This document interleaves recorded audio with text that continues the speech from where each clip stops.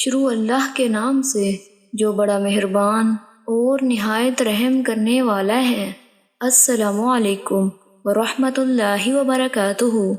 حضرت ابو ہریرہ رضی اللہ تعالیٰ عنہ بیان کرتے ہیں، رسول اللہ صلی اللہ علیہ وآلہ وسلم نے فرمایا، جو شخص اللہ پر اور اس کے رسول پر ایمان لائے، نماز قائم کرے اور رمضان کے روزے رکھے تو اللہ پر حق ہے کہ وہ اسے جنت میں داخل فرمائے، خواہ اس نے اللہ کی راہ میں جہاد کیا یا اپنی پیدائش کی سرزمین میں بیٹھا رہا۔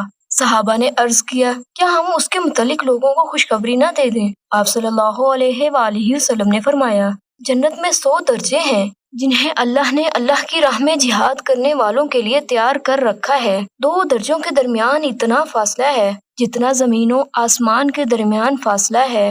جب تم اللہ سے جنت کا سوال کرو تو اس سے جنت الفردوس کا سوال کرو، کیونکہ وہ افضل و اعلیٰ جنت ہے، اس کے اوپر رحمان کا عرش ہے اور جنت کی نہریں وہیں سے جاری ہوتی ہیں۔